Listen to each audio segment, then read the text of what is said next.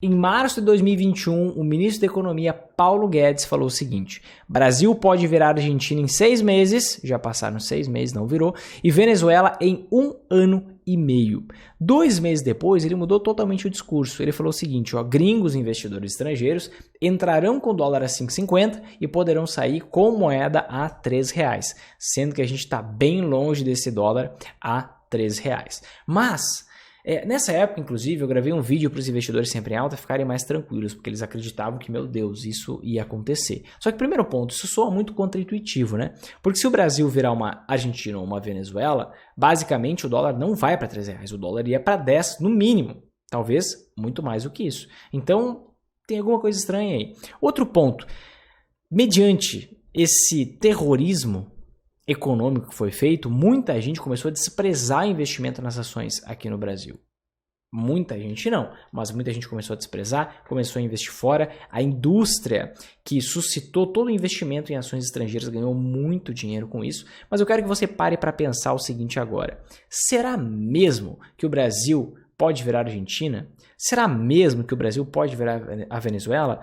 Quão distante ou quão perto a gente está da situação econômica da Argentina e da Venezuela? É isso que você vai aprender nesse vídeo de hoje, para que você não seja uma pessoa que vai cair na lábia dessas pessoas que saem falando coisas por aí sem dados, fundamentos claros. E por último e não menos importante, será que ainda vale a pena investir na Bolsa Brasileira? Seja muito bem-vindo, seja muito bem-vinda a mais um episódio do quadro Você Sempre em Alta. Uma série de vídeos onde eu ensino estratégias, táticas, mostro o contexto, as situações que você precisa dominar para também conseguir se tornar um investidor ou uma investidora sempre em alta. O que é isso? Uma pessoa comum que investe na bolsa e consegue lucrar tanto nas altas quanto nas quedas. Tanto nos momentos de crescimento da economia, quanto nos momentos de crise. Exato. Sem day trade, sem especulação de curto prazo, nada dessa doideira, ficar olhando gráfico, ficar acompanhando notícia, opções binárias, Forex, não, nada disso. É uma metodologia madura de investimento, testada e validada no longo prazo para aquelas pessoas que querem multiplicar o seu dinheiro com o passar do tempo. Tem a sua profissão, tem a sua renda, pega uma parte, investe para multiplicar aquilo com o passar do tempo, com foco no longo prazo, tá bom? E o tema desse nosso vídeo de hoje, desse episódio número 94 é: o Brasil pode virar uma Venezuela? Ainda compensa investir na Bolsa Brasileira? Primeiro ponto, primeira questão. O que acontece se o Brasil virar uma espécie de Argentina ou Venezuela? 3 fatores principais. O primeiro fator é hiperinflação. Se a gente for olhar quanto que foi a inflação na Argentina em 2021, ultrapassou os 40%, cerca de 45%. O que isso significa? Que, em média, os preços de tudo que as pessoas compram no dia a dia na Argentina aumentou em 45%. O que aconteceu na Venezuela? Na Venezuela, os preços aumentaram cerca de 700%, sendo que em 2020 aumentaram quase 3.000%. Então, o que isso significa? Os preços de tudo aumentando significa um empobrecimento da população. Tá? Nada mais além disso, um empobrecimento geral da população. E na Venezuela ainda está acontecendo algo que é muito mais forte, muito mais profundo, que é, de forma mascarada, uma espécie de abolição da propriedade privada, que isso aí seria num patamar máximo, assim, se a gente fosse colocar em temperatura de barbaridade, seria a maior temperatura a abolição da propriedade privada. E o maior medo que os brasileiros têm hoje, os investidores, é desse risco político. A gente tem corrida presidencial começando daqui a pouquinho. E as pessoas alimentam muito esse risco. Quem será que vai ser o presidente? Independente da sua opinião, do partido que você torce, se você é do time da bandeirinha, que acha que algum político vai resolver alguma coisa na tua vida, ou se você é uma pessoa que entende que o político não vai fazer nada por você, independente disso, a gente tem um cenário muito incerto para 2023. E muita gente, e como isso foi afirmado há pouco tempo, poxa, o Brasil pode virar uma Argentina ou Venezuela. Como a gente tem pleito eleitoral, daqui a pouco as pessoas ficam com medo e ficam realmente num patamar assim de dúvida. Será que vale a pena investir na Bolsa? Será que não vale a pena investir na Bolsa? Será que eu começo agora? Será que eu espero passar as eleições? Só que eu quero te mostrar uma coisa. Enquanto os brasileiros, enquanto as pessoas estão com medo, olha a dinâmica que está acontecendo. Estrangeiros aportam mais de 100 bilhões na Bolsa Brasileira em 2021. Isso aqui foi um estudo feito pela XP Investimentos, a maior corretora do Brasil, pegando dados da B3, que é a nossa Bolsa de Valores aqui no Brasil, né? E basicamente tem vários pontos aqui que a gente pode olhar, mas o que salta aos olhos é isso aqui, ó, a movimentação dos investidores estrangeiros. Basicamente, aqui a gente tem a consolidação, tá? Na verdade, os dados são da B3, mas quem consolidou foi a XP Investimentos, onde eles acompanham quanto que entrou, quanto de dinheiro em reais, isso é importante, quanto de dinheiro em reais entrou na Bolsa de Valores, não é na economia, mas na Bolsa de Valores, em cada um dos anos desde 2008, e eles conseguiram monitorar que houve um recorde em 2021. Esse recorde, já quero te mostrar uma coisa, tá? Esse recorde é falso. Por que esse recorde é falso? Ó, se a gente pegar aqui, por exemplo, em 2009, entrou 50 bilhões de reais, tá? Só que nessa época, vamos trazer para o dólar, né? O investidor estrangeiro ele lida com dólar. Nessa época aqui, o dólar era R$2. Então, basicamente, aqui entrou 25 bilhões de dólares, porque o dólar era R$2. Aqui, o dólar médio em 2021, digamos que tenha ficado na casa de 5,50. Então, 102 dividido por 5,50, entrou 18 bilhões. Né? Entrou em dólares, entrou um pouco menos. Mas, mesmo assim, é um valor relevante que o investidor estrangeiro tirou de algum outro lugar que ele estava investindo, tirou de algum outro investimento que ele tinha e ingressou na Bolsa de Valores. Então, o investidor estrangeiro está comprando muitas ações enquanto os investidores brasileiros estão com medo de investir em ações no seu próprio país. Olha que estranho isso. Mas olha só, a gente pode ir adiante. Tem vários dados aqui, tá? Aqui a gente consegue ver o saldo acumulado no ano, na bolsa, a gente pode ver em que momento o investidor estrangeiro colocou mais dinheiro, né? Quanto mais barato foi ficando as ações, mais dinheiro o investidor estrangeiro foi alocando ali nas ações. E ao mesmo tempo, olha só que legal, a alocação dos fundos de investimento em ações no Brasil, então o investidor institucional aqui no Brasil, os gestores de fundos de investimento, o que aconteceu? Teve um fluxo negativo em novembro, de 20 bilhões em vendas de ações. Se a gente consolidar 2021, os gestores eles venderam 72 bilhões de reais em ações. Olha que louco. O investidor estrangeiro olhando para uma oportunidade, o investidor local não, saindo. Por quê? Fundos de investimento tem muita atuação Como que o fundo de investimento ganha dinheiro? Com taxa. Taxa de administração, principalmente. O que é a taxa de administração? É um valor que o cotista, quem vai lá e investe no fundo, tem lá um fundo no banco, fundo na corretora, é o valor que você vai lá e investe, um percentual disso fica para a gestão do fundo. É uma remuneração por eles fazerem um trabalho que você deveria estar fazendo. Você está terceirizando os seus investimentos, né? Então você tem que pagar uma comissãozinha por ali. Então, se tem muita gente reclamando que está muito volátil, o que o fundo faz? Ele vende as ações, mesmo com preços em baixa, para controlar a volatilidade e os investidores não saírem do fundo. Porque se o investidor sair do fundo, ele tem que pagar as contas dele, eles têm que pagar os funcionários dele. Ele tem que botar comida na mesa. Então, eles não podem perder essa quantidade de dinheiro, por isso eles vendem. Além disso, o fundo de investimento ele trabalha com limite de volatilidade, né? Então, se está muito volátil a cota, que é a menor fração de um fundo de investimento, se está muito volátil, por regulação ele não pode pensar. Por regulação ele pode chegar num certo ponto de volatilidade que ele precise vender ações mesmo com grandes quedas. De forma que ele vai diminuir a volatilidade e voltar para o limite estabelecido por lei. Então a gente vê isso acontecendo aqui no Brasil. O que mais que a gente viu? Fundos de pensão, tá? Que são fundos de previdência fechado. A gente viu a alocação em ações diminuiu juntamente com os fundos de renda variável. Diminuiu 27 bilhões, tá? Isso em relação a dezembro do ano passado. E aqui está algo que eu falo sempre para vocês, né? O que permite o método investidor sempre em alta funcionar, o que permite a gente conseguir lucrar nas altas e nas quedas da bolsa, é essa alocação do investidor estrangeiro, que está sempre por volta de 50%. 50% lá em 2015. O investidor estrangeiro ele tinha 50% total investido na Bolsa de Valores brasileira. Em 2016... Na verdade, era uns 51, 52 em 2015. Em 2016, tinha 49. Em 2017, tinha 46, mais ou menos. Em 2018, estacionou. Em 2019, caiu mais um pouco. Em 2020, deu uma subidinha. Em 2021, deu uma subida maior. E é isso aqui que nos possibilita conseguir lucrar nas altas e nas quedas da bolsa. Mas o que eu quero destacar aqui, enquanto os investidores estrangeiros estão colocando dinheiro no Brasil, os investidores brasileiros estão com medo. Outra coisa importante que a gente pode ver é o seguinte, ó. Aqui, ó, nessa imagem. O que eu coloquei nessa imagem?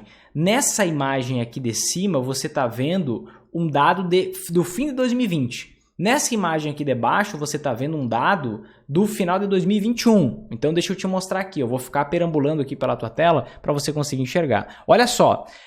Esse relatório aqui da Bolsa, um relatório da Bolsa de Valores, que ela mostra a participação dos investidores na Bolsa, tá? Quem que tem mais dinheiro na Bolsa? É investidor estrangeiro? É uma empresa pública ou privada? É instituição financeira? É clube de investimento? É investidor institucional? É investidor individual, que é pessoa física? Então, basicamente, o que eu quero que você preste atenção? Aqui, ó, nessa coluna aqui de cima, à vista. Por quê? Dentro da Bolsa, existe o mercado à vista, o mercado a ter, o mercado de opções. Então, a gente está falando só do mercado à vista, que é o quê? Onde a gente compra ações, onde a gente compra fundos imobiliários. Aqui são contratos diferentes, são contratos não padronizados. As opções são derivativos, são investimentos que derivam de ativos reais que estão no mercado à vista. Então, eu não quero deixar complexa essa explicação aqui. Confia em mim, segue aqui no mercado à vista. O que a gente percebe? Ó? O investidor individual, que é o investidor pessoa física, ele tinha 21% de participação na Bolsa. Olha quanto que está hoje, aqui embaixo, 18,6%. Pessoa física, você vê aqui em cima, ó, pessoa física individual. Então, diminuiu o percentual de pessoa física investindo na Bolsa. E você pode ver que no início do ano, você pode ver aqui do lado, no início do ano era mais, e à medida que foi caindo o ano, à medida que as ações foram caindo, as pessoas foram indo embora. As pessoas foram vendendo quando os preços estão caindo e estavam comprando quando os preços estavam subindo. Tudo bem. O que a gente consegue ver aqui? Ó? Investidor estrangeiro tinha 45,55% da participação na Bolsa. Hoje tem o quê? 50,2%. A gente consegue ver também, olha só, muito interessante. Empresa pública e privada, 1,07. Quanto que é hoje? 1,2. 1,2. Subiu, assim como investidor estrangeiro. Instituição financeira. Quanto que era a instituição financeira? Cadê? Aqui, ó, 3,74. Quanto que é hoje? 4,3. Subiu também. Institucional, 27,63. Caiu. 25,7. O que a gente consegue tirar de conclusão disso aqui? Quem que você acha que tem mais possibilidades de ter razão?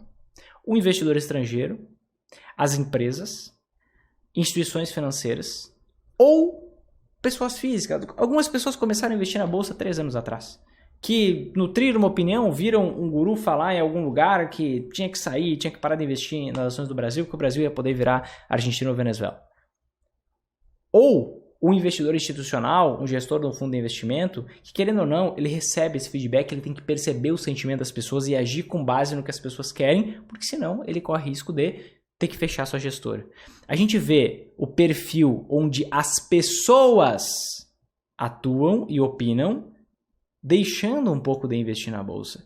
E o estrangeiro olhando uma baita oportunidade. Empresas públicas e privadas olhando uma baita oportunidade. Empresas do setor financeiro, instituições financeiras olhando para uma baita oportunidade. Isso aqui, gente, tem que, no mínimo, fazer a gente se beliscar. A gente pensar, quem será que tem mais chance de acertar? O cara que começou a investir na Bolsa 3 anos atrás, 3 meses atrás, só porque a taxa Selic tinha caído, e aí ele, como a poupança estava rendendo lá 1,4% ao ano, como ele tinha um investimento no CDB, LCI, LCA no banco, ele ficou desesperado, eu tenho que colocar meu dinheiro em algum lugar, vou para a Bolsa. Eu confio nesse cara que nem sabia o que estava fazendo quando começou a investir na Bolsa, ou talvez faça mais sentido o investidor estrangeiro ele ter um pouco mais de razão, simplesmente porque ele está tirando o seu dinheiro do seu país e jogando seu dinheiro num outro país. Eu preciso ter um nível de análise muito maior para eu tirar o dinheiro do meu país de origem, onde eu conheço como as coisas funcionam, onde eu sei toda a parte de legislação. Se o investidor estrangeiro está investindo mais na Bolsa, ele não está vindo 100 bilhões para cá, não. Ele está investindo mais na Bolsa aqui. O dólar que está aqui, ele está migrando para a Bolsa aqui, mais especificamente para as ações. Quem será que tem razão? Isso aqui a gente tem que começar, isso aqui tem que incomodar, você tem que pensar, será que eu estou certo? Ou será que o investidor estrangeiro está certo?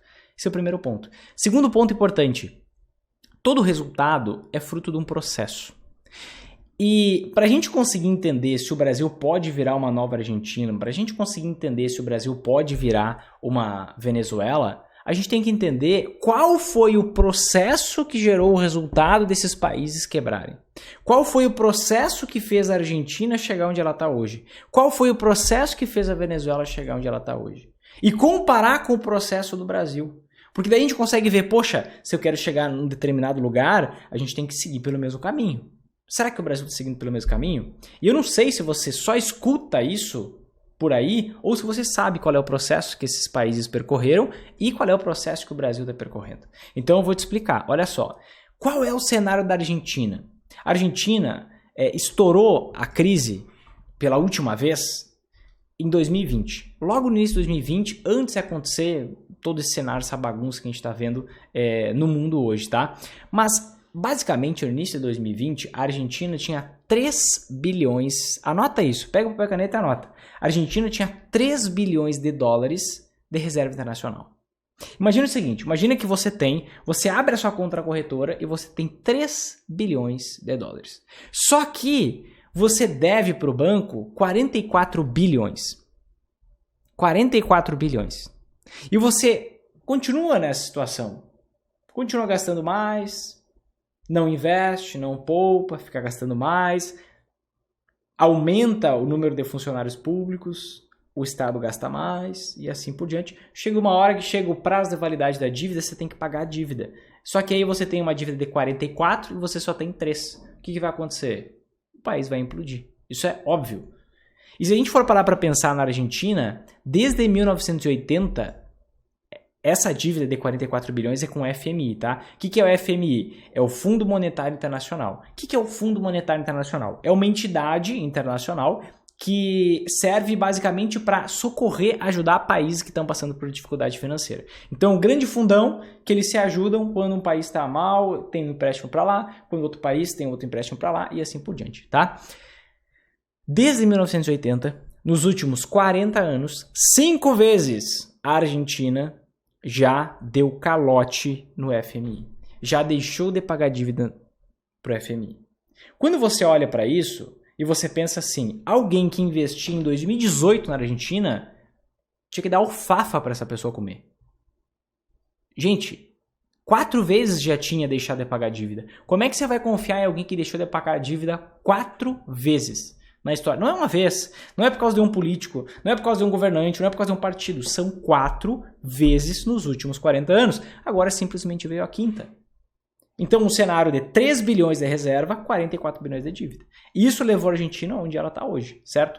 Venezuela, o que aconteceu na Venezuela? Antes da Venezuela implodir, que aconteceu um pouco mais de tempo atrás, ali por volta de 2017, onde a coisa estourou, a Venezuela ela tinha uma política de controle de preços. O que é uma política de controle de preços? Ela congelou os preços das mercadorias. Quando você congela o preço das mercadorias, acabou, game over. A economia vai se esfacelar. Porque você quebra o equilíbrio gerado pela oferta e pela demanda. O que fez, por exemplo, lá... Lembra lá do álcool gel? Lá em março de 2020? Poxa, o álcool gel foi com preço nas alturas. Por quê? Porque tinha pouca oferta. Então não tinha tinha muita demanda, todo mundo queria álcool gel. E aí as empresas que tinham álcool gel, que forneciam, que fabricavam, não tinham para suprir toda a necessidade das pessoas. Elas simplesmente subiram o preço. De forma que isso fez com que outras empresas pensassem, caraca, o preço está alto, sabe o que eu vou fazer? Eu vou aproveitar essa oportunidade, vou começar a produzir álcool gel. E aí um monte de gente começou a produzir álcool gel, o preço caiu de novo, o preço baixou. Simples, porque a oferta e a demanda, ela tem descasamentos pontuais. Tem momentos que o preço fica alto pra caramba, só que isso se regula rapidamente. Quando você congela isso, você basicamente espanta todo o empresário, que é quem barateia as coisas para a população. Você espanta a competição entre os empresários. Basicamente, subiu o custo para você comprar uma matéria-prima, mas você não consegue mais vender aquele produto final na economia porque o preço está congelado. Então sabe o que você vai fazer? Você não vende mais.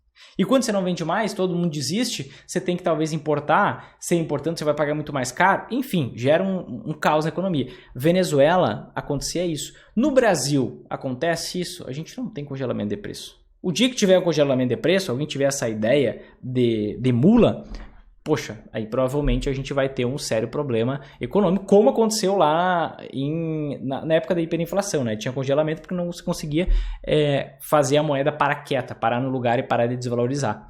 Outra questão na Venezuela. Há muito tempo o câmbio é fixo na Venezuela, ou seja, o dólar é fixo. O dólar não é flutuante como é no Brasil. No Brasil, desde 1999, o câmbio é flutuante. O dólar oscila, a cotação do dólar em relação ao real fica oscilando todo dia.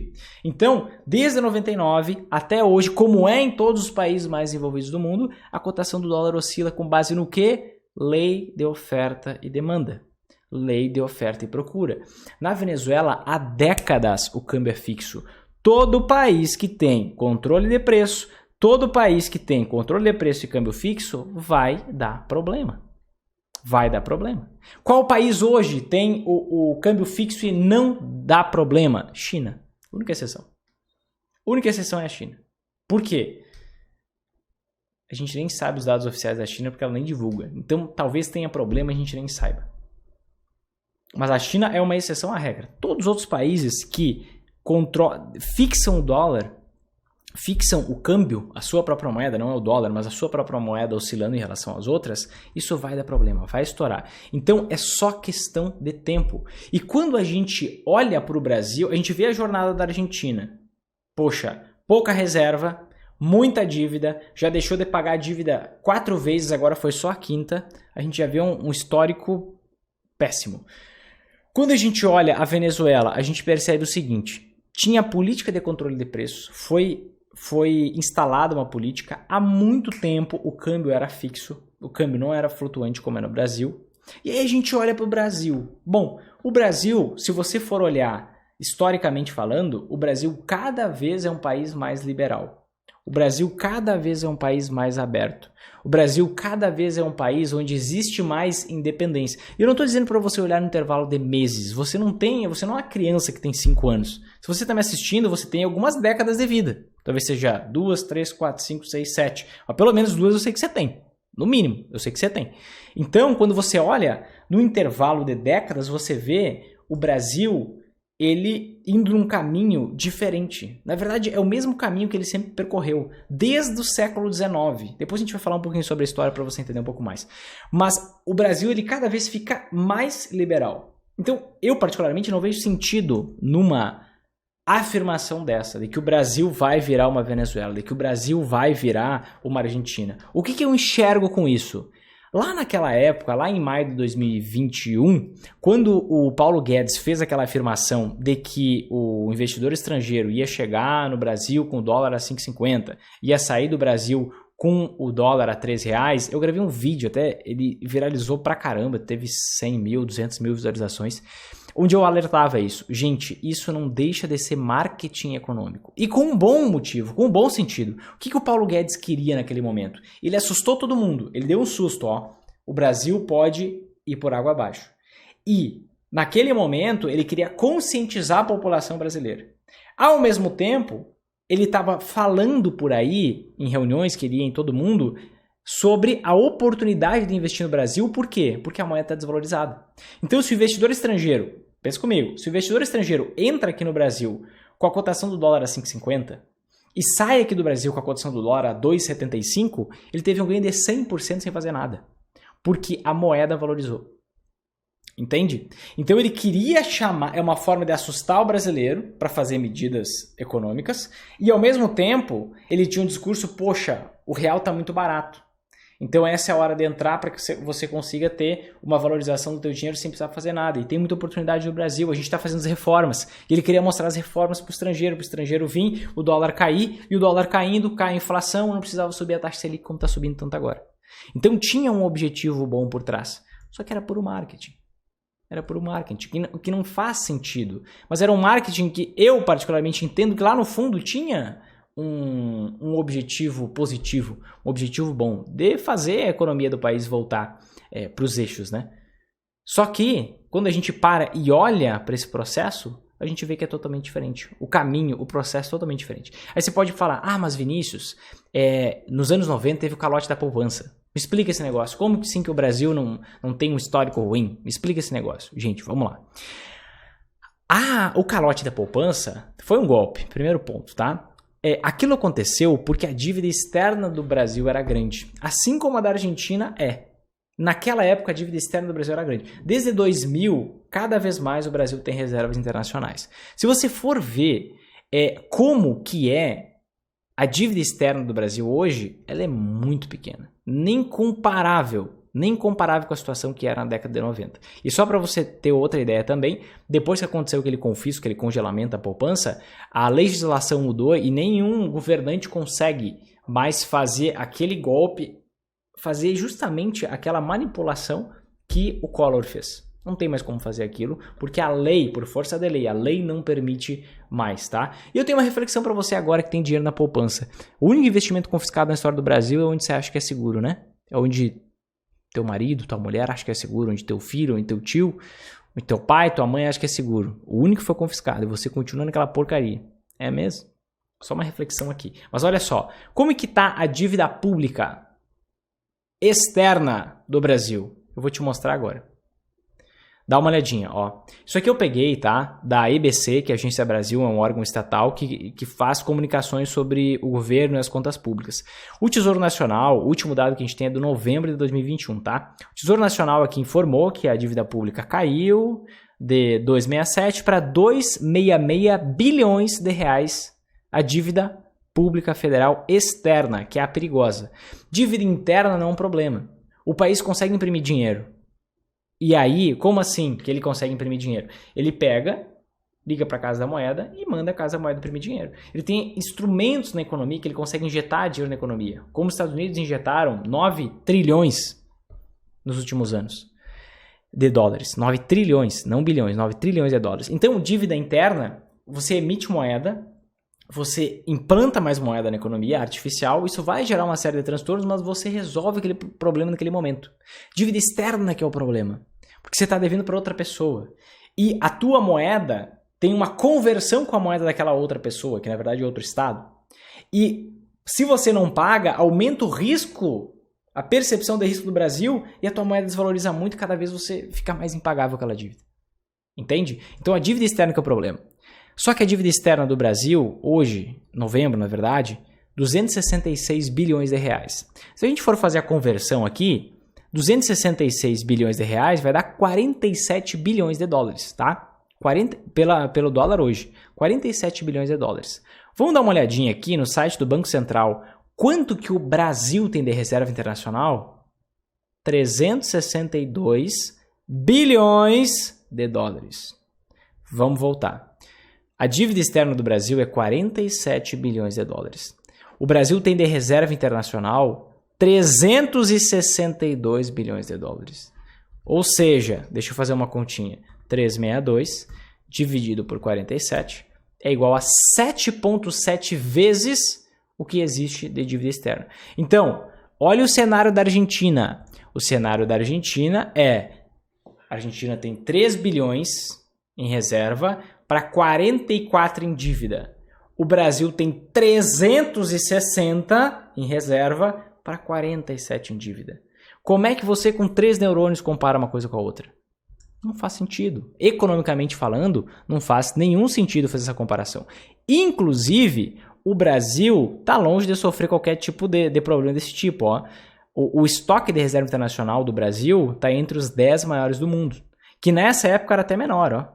Era 353 bilhões de dólares. Agora tem 9 bilhões a mais de reserva internacional. Então, sob essa ótica, não faz nenhum sentido a gente pensar que é comparável. Brasil, Argentina, Venezuela, não faz nenhum sentido. O que é grande no Brasil? Dívida interna. Dívida interna é grande, só que dívida interna se resolve, se piora com a taxa Selic em alta. Só que tem como resolver com instrumentos da economia. Desde 1971 não existe mais o padrão ouro, o que muita gente está acostumada e acredita que vigora ainda. Desde 71 não existe mais isso. Antes a quantidade de dinheiro que um país tinha em circulação era equivalente à quantidade de ouro que o Banco Central tinha. Só que hoje não existe mais isso. Desde 71, o presidente americano, Ronald Reagan, ele simplesmente, para os Estados Unidos não entrarem em crise, ele acabou com isso por lá. Ele acabou. desculpa, o Nixon, ele acabou com isso por lá justamente para que os Estados Unidos não entrassem em crise. Foi uma manobra econômica que ele fez para que o país não entrasse em crise. Então ele desvinculou o ouro. E a partir daquele momento começou um efeito cascata em todo o mundo que atrelava a quantidade de dinheiro em circulação a nada.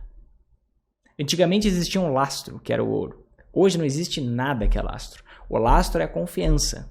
O dinheiro ele já é artificial.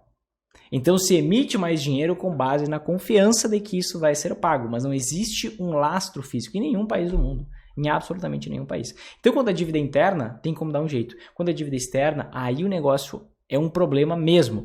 E não é exatamente, a gente está muito longe de ter uma dívida externa descontrolada no Brasil, tá? E talvez... Eu quero fazer uma pergunta para você. Você percebe o quão longe economicamente a gente está da Argentina e da Venezuela? E tem uma outra coisa importante. Se a gente for olhar a história, se a gente for olhar os séculos passados, se a gente for olhar o que aconteceu até o século XIX, até o século XIX, o Brasil era uma monarquia, o Brasil era um império, o Brasil tinha instituições bem definidas, o Brasil tinha respeito, o Brasil tinha organização, o Brasil tinha ordem. Enquanto isso, todos esses países da periferia, todos esses países da América Latina, era revolução atrás da revolução, atrás da revolução, atrás da revolução, golpe atrás de golpe, atrás de golpe. E basicamente isso molda a cultura da população. Tem até um escritor que ele fala que o Brasil ele tende ao precipício e quando ele dá de cara com o precipício ele lembra quem ele é e volta. Então ele sempre tende a dar errado, mas quando chega naquele momento a população parece que volta a si e dá um passo para trás. Então culturalmente falando isso é muito importante. O Brasil não é um país desse tipo.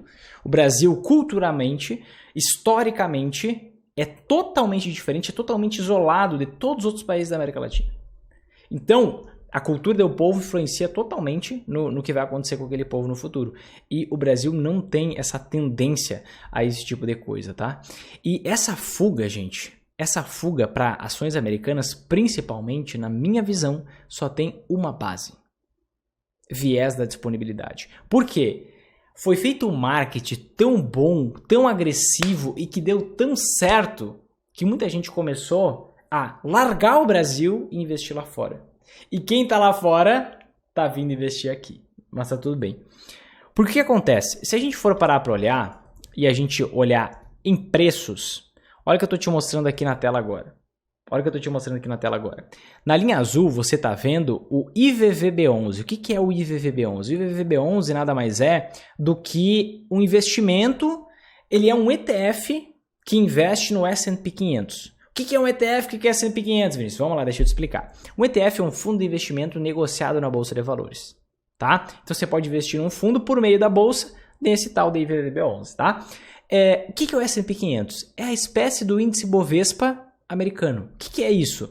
É um índice que calcula a rentabilidade média das ações americanas. Então, quem foi lá e investiu em 2014 no IVVB11, nesse ETF, teve 583% de valorização. Quem investiu no índice Bovespa, nas ações brasileiras, teve uma rentabilidade de, em média, 92%. E quando você olha para um negócio desse, você pensa, meu Deus, eu sou um asno se eu investir em ações brasileiras. Eu tenho que investir em ações americanas, o negócio sobe muito mais. E por que eu falo sobre viés da disponibilidade? O viés da disponibilidade é isso aqui, ó. Quanto mais perto, quanto mais recente é algo, mais eu creio que aquilo vai continuar acontecendo. Por exemplo, vamos pensar agora, variante que está assolando o mundo aí. Agora, não é muito mais crível que vai ter novas variantes do que 3 meses atrás, quando não tinha variante nenhuma, quando não tinha infecção nenhuma? Porque toda informação que é mais recente ela é mais valorizada, a gente julga como mais correta, a gente julga como mais provável. Com os investimentos acontece da mesma coisa, da mesma forma. Sabe quando que isso foi estudado pela primeira vez? 1979. Isso não é recente, isso é antigo. Só que, quando você olha bem para as coisas, você enxerga distorções gigantescas. Você olha isso aqui, ó, com o gráfico completo, alguém te mostra, totalmente enviesado, justamente com o objetivo não de te falar a verdade, de traduzir a verdade, mas de te trazer para um certo caminho, comercial, que deu muito certo e muita gente enriqueceu com essa neura por ser um investidor global, quando você olha, só esse início aqui, ó, faz com que todo esse jogo mude. Como assim? Olha só. 583% de rentabilidade do FVB11. Ibovespa, 92%. Média das ações brasileiras, média das ações americanas. Parece que é um troço muito distante. Só que o que aconteceu? Entre 2014 e 2016, as ações aqui no Brasil caíram muito. Caíram quase 30%. Por quê? A gente estava passando pela maior crise republicana da história republicana até aquele momento. Enquanto isso, nos Estados Unidos, eles começaram aqui num período de alta vigorosa durante 2 anos. Se a gente alinha aqui, ó, desde quando começou a voltar a subir as ações aqui no Brasil, olha o que a gente enxerga. Essa distorção muda totalmente. A gente enxerga que por anos as ações aqui no Brasil, por 4 anos consecutivos, até 2020 elas subiram muito mais. Subiram quase 200%, enquanto as ações americanas subiram metade, nem metade, menos de 100%.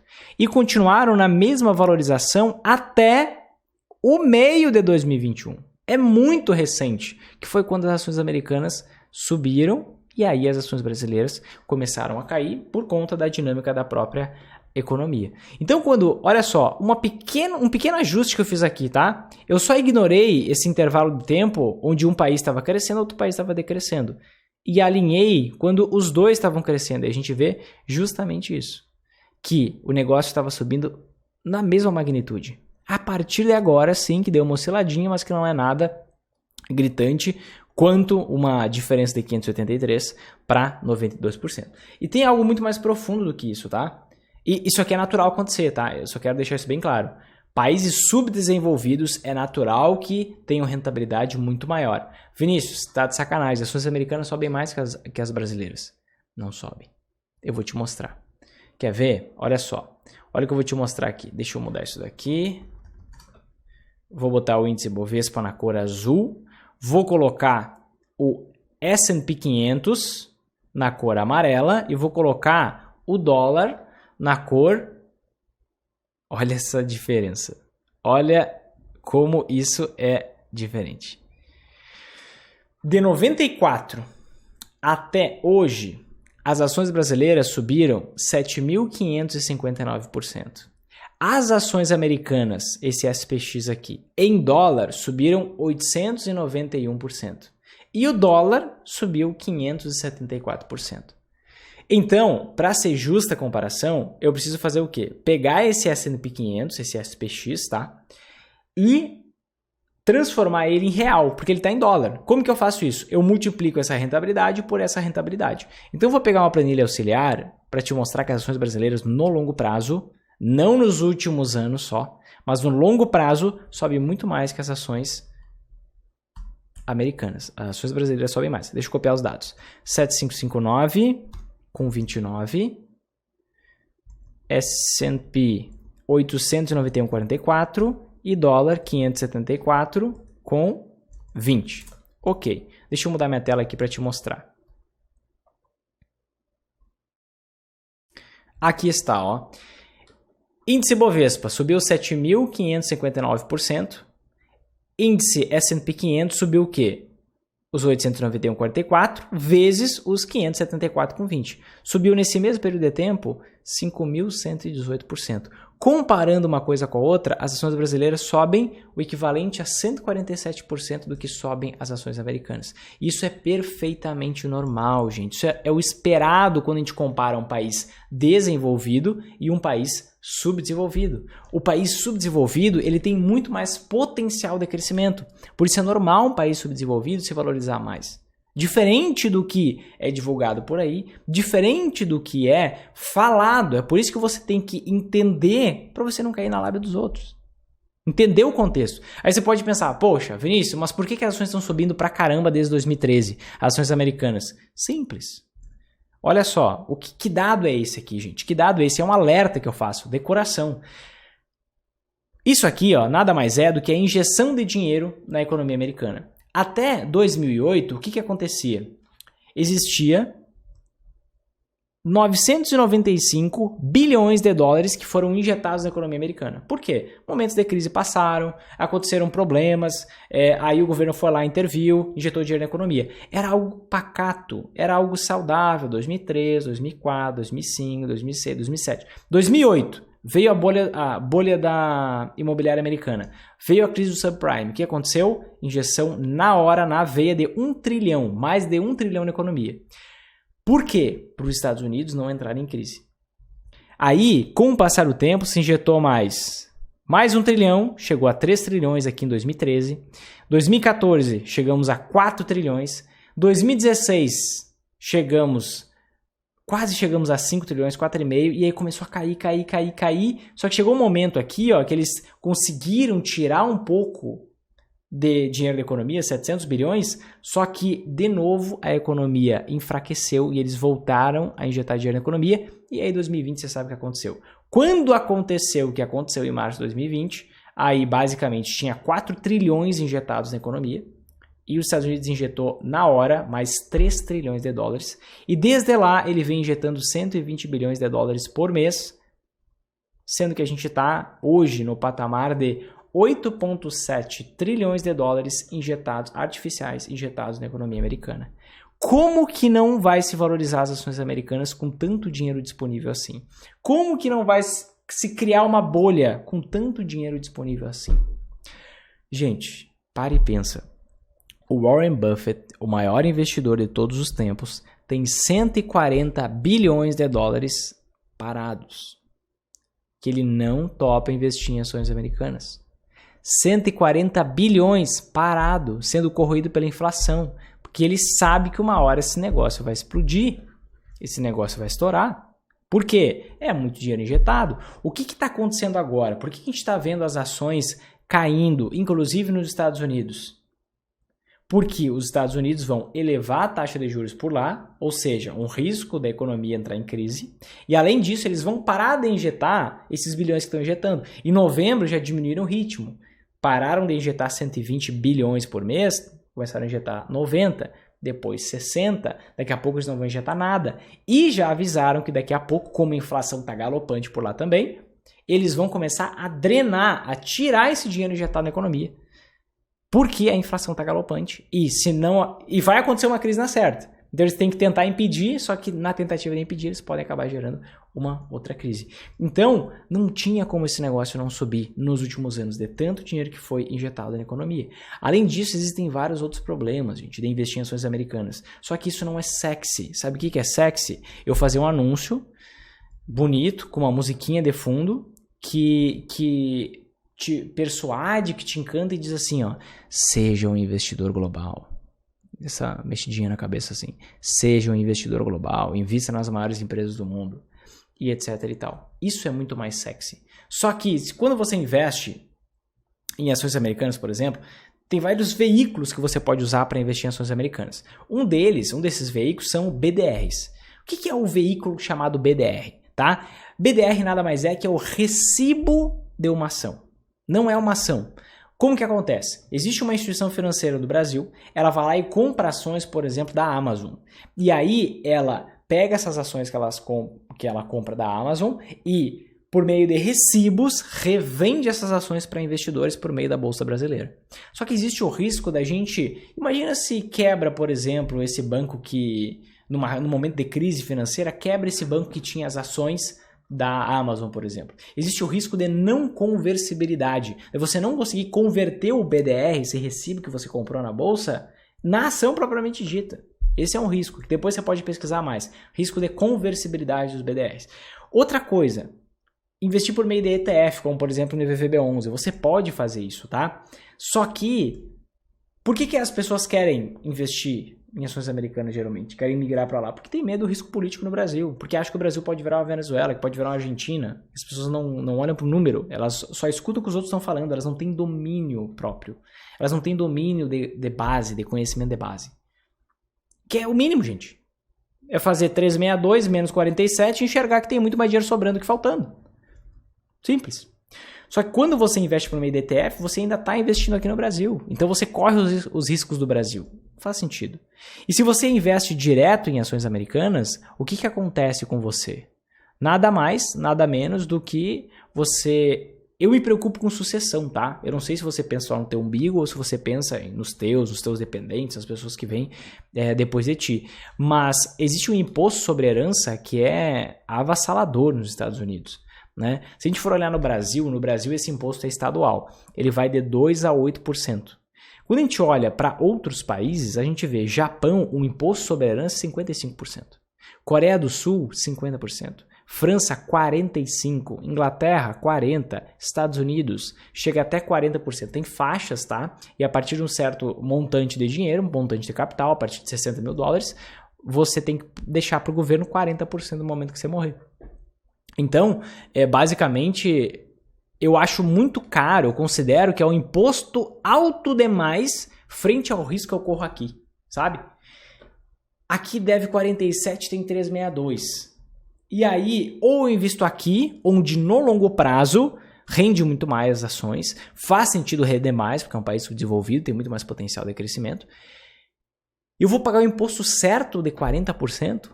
Eu não considero essa alternativa muito inteligente, particularmente, tá? Na minha visão, é um seguro, tá? Mas é um seguro muito caro. Mas se mesmo assim você quiser investir, tá tudo bem. A única coisa que eu te digo, não mistura ações americanas na Magar. O que é a Magar, Vinícius? A Magar é a carteira de investimentos, é a combinação de investimentos que faz qualquer pessoa lucrar nas altas e nas quedas da bolsa. É a combinação que faz com que a gente consiga ter esse tipo de resultado. A gente só tem que seguir o método. Pronto. Porque naturalmente a gente vai conseguir ter esse tipo de resultado. Tá? Por exemplo, te mostrando na tela agora. Olha o nervosismo de uma pessoa. Isso aqui é 2020, tá? Olha a queda, olha que horror. O desempenho das ações de 2020 para cá. Meu Deus, teve uma queda gigantesca de mais de 40%. Depois subiu, agora tá caindo 11%. Olha uma pessoa, eu nem gosto de fazer análise de menos de 5 anos, tá? Porque é loucura a gente olhar para a Bolsa de Valores e querer enxergar padrões em meses, em dias, em semanas. Mas, como tem muito São Tomé que acha que agora é diferente, sempre agora é diferente, olha só, eu tenho outros investimentos, as anti-ações, valorizando muito mais do que a queda das ações. Eu tenho essa resposta, eu tenho essa contraposição. E eu selecionando bem as ações, eu caio menos do que isso. E eu fazendo os rebalanceamentos, eu diversificando da forma certa, eu usando os percentuais certos, eu consigo potencializar o meu resultado com o passar do tempo. Imagina o nervosismo quando eu uso isso aqui. É zero. Pode cair as ações. Zero estresse, não tem problema nenhum. Agora, o risco, o que você tem que ter cuidado, tá? Antes de eu fazer um resuminho rápido. Cuidado com o efeito novidade. O mercado, a mídia, as empresas, elas estão sempre em busca da próxima novidade. Porque querem te manipular. Existe um efeito comportamental, existe o viés da disponibilidade que eu expliquei agora há pouco o que é. Que basicamente você considera que aquilo que está acontecendo há pouco tempo vai continuar acontecendo. É mais crível, porque é mais recente na tua memória, na tua mente. Um outro viés que existe é o efeito novidade. O que é o efeito novidade? Tudo que é uma novidade você dá mais atenção. Parece que você vem fazendo algo certinho, faz 1 ano, faz 2 anos, faz 3 anos, mas veio uma novidade e você acha que é aquilo ali que vai mudar a tua vida. É sempre assim. Sempre te dá mais atenção para novidade. Opa, novidade. Opa. E o mercado financeiro é assim, gente. Uma hora são as ações americanas. Outra hora não. Ações americanas não. Tem que investir em outras moedas. Não só no dólar, tem que investir em euro, em libra. Não, agora é a hora da prata. Não, agora é a hora de cannabis. Não, agora é a hora do urânio. E poxa, sempre tem uma sugestão nova, um mercado novo que vai bombar, um novo investimento que vai se valorizar 50 mil %. Sempre tem algo que é para te manipular. Se você for ver, a mídia controla o que você come, a mídia controla a roupa que você usa, a mídia controla o jeito que você corta o cabelo. É tudo por inputs, por influências que vão vindo para você. Então, é por isso que você tem que ter cuidado com o efeito novidade. Tudo que é novidade parece mais sexy. Só que muitas vezes não é. Enquanto você olha, por exemplo, investidores brasileiros fugindo daqui, investidores estrangeiros vindo para cá. Então, em resumo, O Brasil pode virar uma Venezuela ou uma Argentina? Um dia pode. Tudo é possível, tá? Tudo é possível. Um dia pode. Agora, tá perto? Tá longe, viu? Tá bem longe. Os números comprovam, gente. Poxa, Vinícius, o que você tá fazendo? Eu tô comprando. Eu tô falando vários momentos. Ó, vocês estão vendendo, vendam. Eu tô comprando. Quando estiver subindo 200%, vocês vão voltar. Eu vou vender de volta para vocês valorizado. É assim, gente. A Bolsa de Valores é um mecanismo de transferência de dinheiro dos impacientes para os pacientes. E também um mecanismo de transferência natural do dinheiro dos despreparados para os preparados. Simplesmente assim. Quem está despreparado fica maluco. Quem está preparado, puxa, não tem o que se preocupar. E quando você for olhar para a base, para o fundamento, você vai enxergar uma coisa que eu deixei para mostrar só para quem tá aqui até o final. Que é basicamente isso. Ó. O que é isso que eu estou te mostrando aqui? Ó? Isso aqui é o PL, é o índice PL, é o indicador de análise de ações da Bolsa Brasileira, e esse aqui é o índice PL das ações americanas. O que a gente vê? O que é esse índice PL? Basicamente é o preço, a soma do preço das ações desse índice Bovespa, dividido pelo lucro das empresas. Dessa forma a gente vê quanto que a gente está pagando pelo lucro que as empresas no Brasil estão gerando. A gente encontra esse índice PL. O índice PL das ações no Brasil hoje está em 6,37.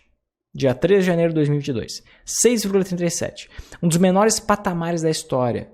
De tão baratas que estão as ações. Quando a gente olha para o mercado americano, ó, ponto importante, e a gente vê que é muito abaixo da média, tá? A média histórica aqui no Brasil é cerca de 12. A gente está em 6, está na metade da média histórica. Quando eu olho para o S&P 500, tá? Que é Price Earnings, basicamente, que é a tradução do preço-lucro, eu vejo o seguinte, a média no mercado americano gira aqui na casa dos 15, um pouco para cima, 17, não chega no 20, só que está 29. Então, a gente tem que escolher. Eu vou pagar um preço 5 vezes mais alto ou vou pagar um preço 5 vezes mais baixo? Eu vou investir nas ações americanas ou nas ações brasileiras? Eu escolho. O que é mais atrativo para você?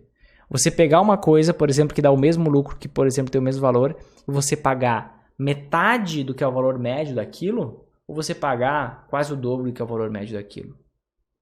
Você decide. Eu estou comprando ações brasileiras, eu estou investindo em anti-ações, eu estou calibrando certinho os meus percentuais que faz sentido para mim, para o meu perfil de investidor, para os meus objetivos, por quanto de rentabilidade que eu quero ter, por quanto eu tolero de oscilação de curto prazo, eu estou selecionando bem as ações, está na hora da minha reanálise anual das ações, estou diversificando bem nos setores certinho, estou investindo em fundos imobiliários, estou investindo na renda fixa também, onde eu consigo ter um boom de rentabilidade, contando com a segurança da renda fixa, estou me protegendo da inflação, estou fazendo tudo como manda figurino. Como sempre faz investidor sempre em alta. Não fica nessa noia, onde é que eu invisto agora, será que agora, será que agora, e agora, onde é que eu invisto, será que tem que mudar, será que não tem? Meu Deus, eu tenho sempre a mesma previsibilidade. A forma como eu investi em 2016, quando a Selic estava em 14%, a inflação tinha dado 10% também. É a mesma forma como eu investi em 2019. Que a taxa Selic estava bem mais baixa. Que a inflação estava bem mais controlada. Que é igual à forma como eu invisto hoje. Por quê? Se eu mudar os meus investimentos por conta do mercado, eu estou atrasado. Eu estou reagindo ao mercado. Se eu estou reagindo, já passou. Eu estou atrasado. Então o que eu faço? Eu sempre invisto de forma agnóstica. Eu não fico pensando no que é que vai subir, o que é que vai cair. A minha pergunta é, se der errado, se o candidato A ganhar as eleições, se o candidato B ganhar, eu vou ganhar dinheiro? Isso que importa no fim do dia. Não importa se eu estou certo. Importa que eu ganhe dinheiro. Não importa de onde veio o meu ganho, se foi de onde eu chutei que ia dar certo ou não. Não, importa que eu ganhe dinheiro e ponto final. Pelo menos esse é meu objetivo, investir. Talvez o seu não seja, tá tudo bem. Certo, gente? Se você gostou desse vídeo, se fez sentido para você, se você conseguiu, se várias fichas caíram, o que eu quero pedir para você agora? Algo muito simples. Aqui embaixo tem um botão de curtir, like, gostei, um coraçãozinho. Clica nele porque assim esse vídeo vai chegar para mais pessoas e você me ajuda a conseguir ajudar mais gente. Tem milhões de pessoas perdendo dinheiro na bolsa. Chega disso. Ninguém precisa perder dinheiro. É possível lucrar nas altas e nas quedas da bolsa com muita tranquilidade. Então não deixa essa mensagem morrer aqui, tá bom? Compartilha com pelo menos 5 amigos, pelo menos um grupo no WhatsApp. E eu te vejo no próximo vídeo. Um forte abraço e até mais.